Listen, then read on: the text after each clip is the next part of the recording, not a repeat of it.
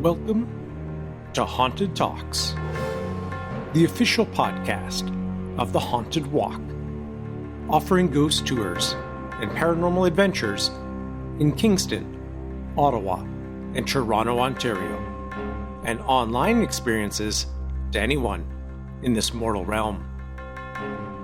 My name is Jim Dean. I am the creative director, and we thank you for joining us for this episode.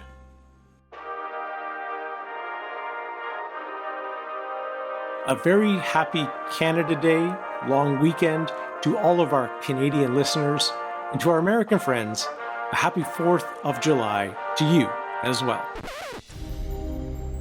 Last time, we shared the story of the strange disappearance of pilot Frederick Valentich, who had run in with an unknown object above the Bass Strait, just south of Australia.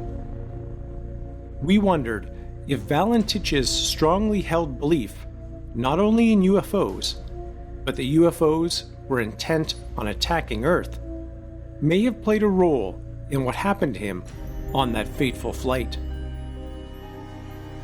Did something randomly happen to Valentich, or were the events somehow influenced or even co-created by his own beliefs? In today's show, we look at a similar case from the world of the paranormal. Like the well-known question, which came first, the chicken or the egg?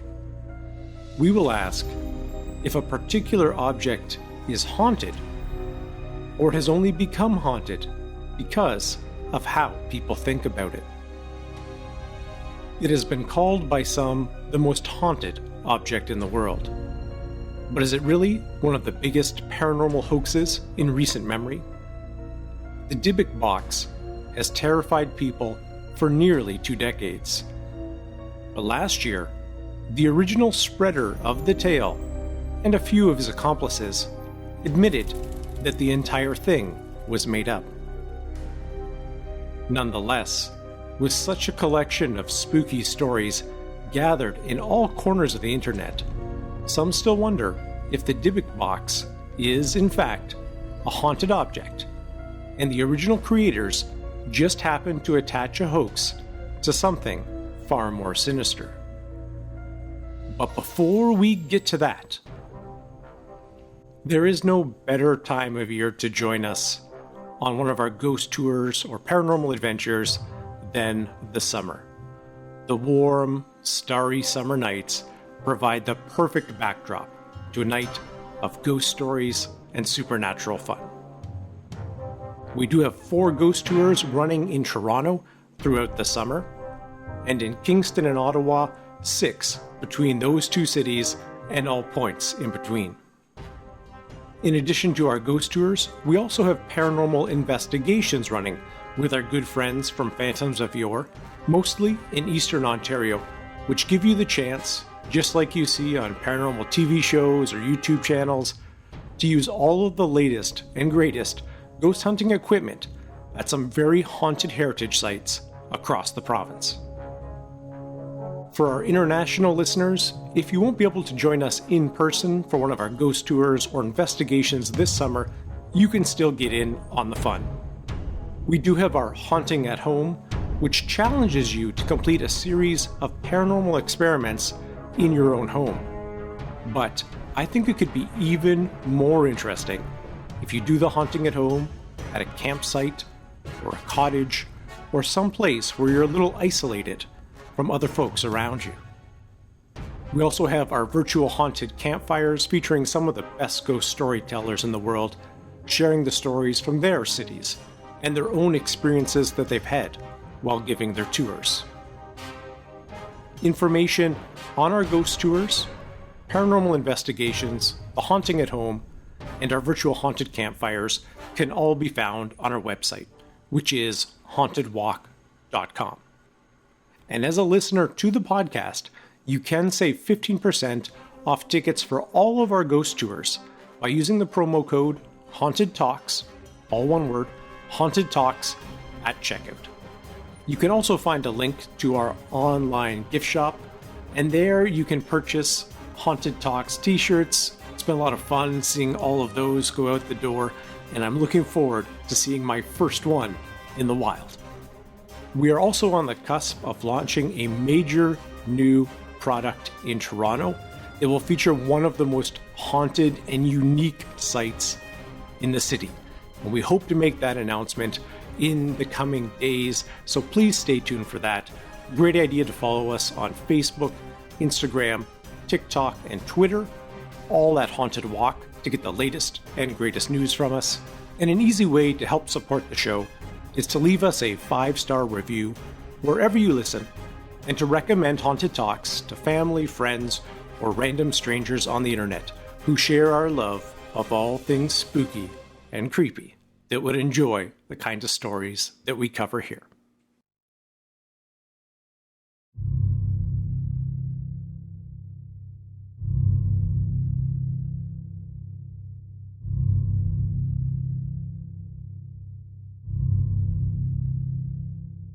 The Dybbuk Box that most people are familiar with is a wine cabinet that was auctioned off on eBay in 2003. However, there are many Dybbuk boxes or objects to be found all around the world. A Dybbuk is a striking part of Jewish mythology and refers to an evil spirit who wanders the earth. The disembodied being is often looking to finish unsettled business, and it will bring evil to all that it touches. Parts of this folkloric tale seem similar to another popular term, a poltergeist. Both Dybbuks and poltergeists can become connected to objects and may be responsible for certain things that we would call bad luck or evil omens. People are often terrified of coming into contact with an object haunted by a disembodied spirit, as the entity may be looking for a living human to attach itself to. Indeed, the real danger is when a Dybbuk enters a living body, as the only way to get rid of the spirit is apparently through an exorcism. While the lore of the Dybbuk has been around for centuries, the story of the eBay Dybbuk box has popularized its telling. Even people outside of the Jewish faith are studying and claiming to have witnessed a Dybbuk attached to both objects and people. Even with its popularity, the Dybbuk is still tied to Jewish mythology and carries significant meaning for followers and practitioners of the faith.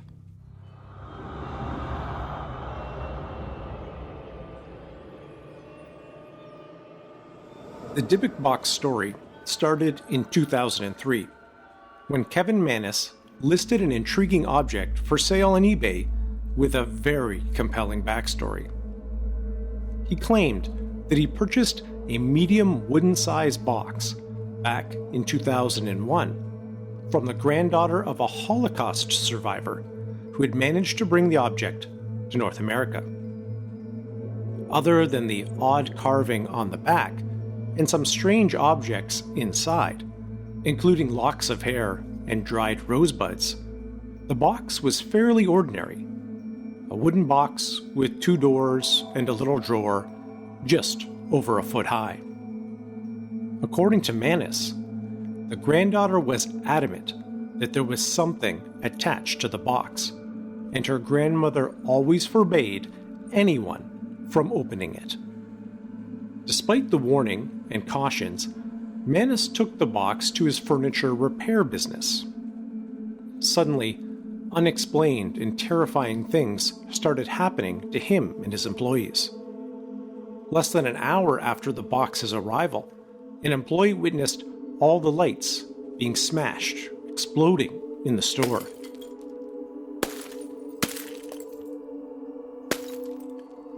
When Mannis had restored the box and gifted it to his mother, she suffered a sudden stroke only minutes after handling the box.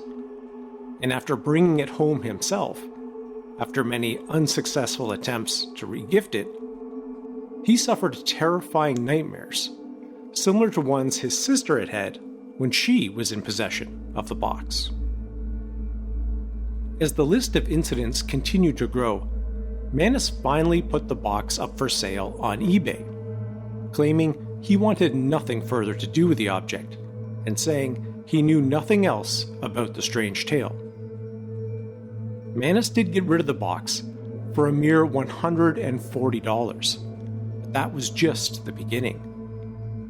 It eventually garnered so much attention that an entire industry of selling haunted objects on eBay seemed to spring up in its wake. We have covered this phenomenon previously in episodes 52, We Buy a Haunted Doll, and episode 110, Haunted Objects. The next purchaser of the Dybbuk Box only had it for a year before he also resold it on eBay. It was then bought by Jason Haxton, a museum director who really fueled the stories of the mysterious box by launching publicity campaigns, including a website.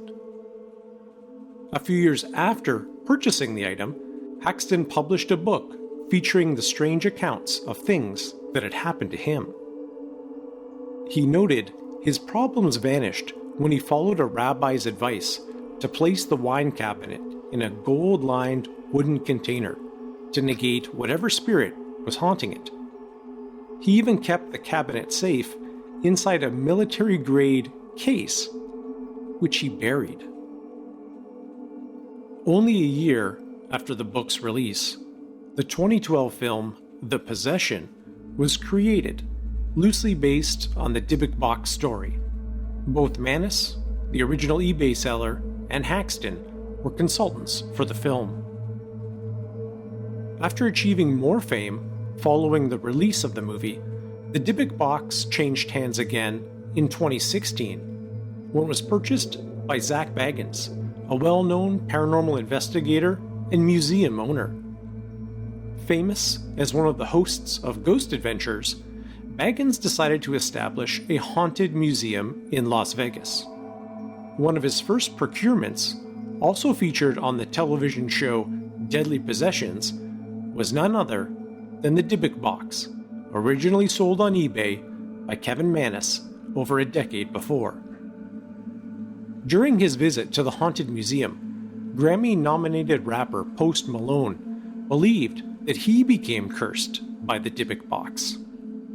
While on a tour of the museum, Malone had touched Bagans, who was simultaneously touching the box. It was during this brief chain of transfer that Malone believes he was cursed by the box's evil energies. Over the course of the next few months, Malone faced numerous life-threatening events, and bad luck seemed to follow him wherever he went. Here's a clip from Post Malone on Late Night with Seth Meyers talking about the incidents. Suppose I would ask about this as well. I know that you are a believer in the supernatural. It's not that I'm not. I just have never encountered anything that has made me a skeptic. But are you someone who... I know you were on Ghost Hunters. And was that an experience that made you... is your belief in ghosts stronger after doing that? Yeah, I think, after going on... going hunting with Zach and everything and all that stuff. And we stayed at his museum in Vegas. I love you, Zach. Text me. It's weird because after we opened up this creepy Dybbuk box, I got in a car accident. I got in almost had a plane wreck. My house got broken into, all that type of stuff. But it was just within a month's time. It was really, really odd stuff. But I've always had an interest in that and have had experience at my friend's house and things.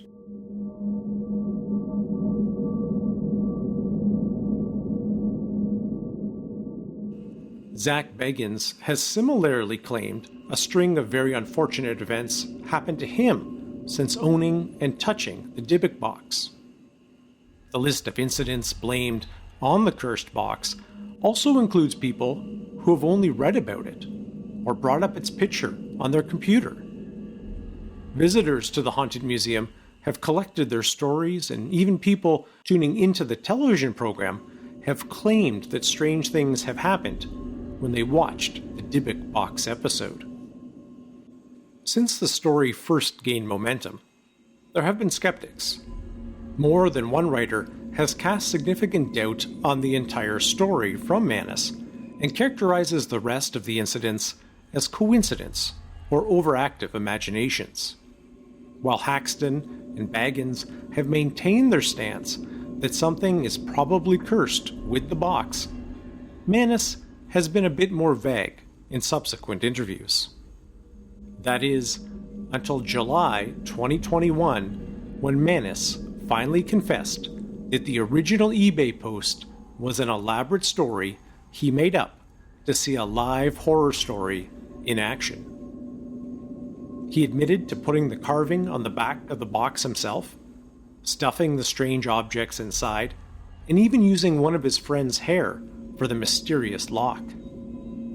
He purchased the box at a yard sale, but it was from an attorney unconnected to the Holocaust, and there was no secret family history that everyone was afraid to talk about.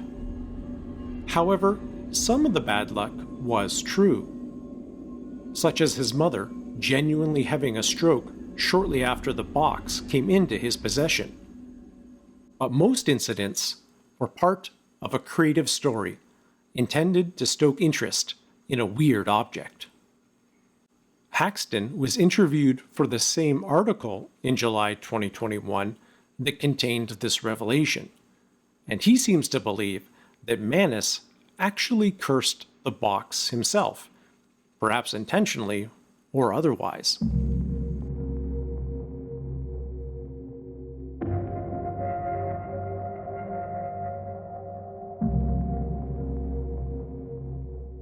Haxton doesn't believe the curse is due to a historical Dybbuk, but he claims it was likely Manus who brought harm upon himself and the box through the fictional description that he posted. Baggins, on the other hand, remains convinced that there is a dark energy attached to the box and doesn't believe it's all been fabricated. In fact, he continues to collect strange incidents and reports experienced by himself and visitors to the museum. However, Manus pointed out that many elements in the famous television show and other interviews since were either embellished or simply not true, casting some doubt on Baggins' accounts. So, where does the truth lie? It seems that many people are still very convinced that the Dybbuk Box is responsible for the bad luck that has befallen them. Others are still wrapped up in the online stories that continue to circulate through blogs and discussion boards. Certainly, the Dybbuk Box has created a craze around haunted objects or boxes that could be possessed by evil energies, and it's still cited as one of the most haunted items in the world. There are entire websites devoted to the Dybbuk Box and people's claims of possession, largely thanks to Manus's 2003 eBay post. However, following the 2021 interview with Manus, it's clear that what led to the Dybbuk Box craze was our collective imaginations. The original story was a complete hoax, yet people continue to attach meanings and stories to the box. As the legend grew, the explosion of the internet and social media only fueled the fire. While the Hollywood exposure helped, the online communities dedicated to the Dybbuk Box have pushed the lore further than anyone probably could have imagined back in 2003. The original Dybbuk Box story that many people knew was built on a hoax. But that doesn't necessarily mean that the string of strange incidents that seem to follow people is a mere coincidence. Perhaps Haxton is right. Maybe the attention brought to the box through Manus's description has cursed or infected an otherwise innocent object with a negative or even demonic energy. Regardless of the validity of its backstory, maybe the Dybbuk Box is a haunted object that will continue to terrorize people even after the truth has been revealed. And if that is the case, does that mean any object could become haunted with a compelling enough backstory and enough belief? Or even more simply, does the way we think about a thing change what that thing really is?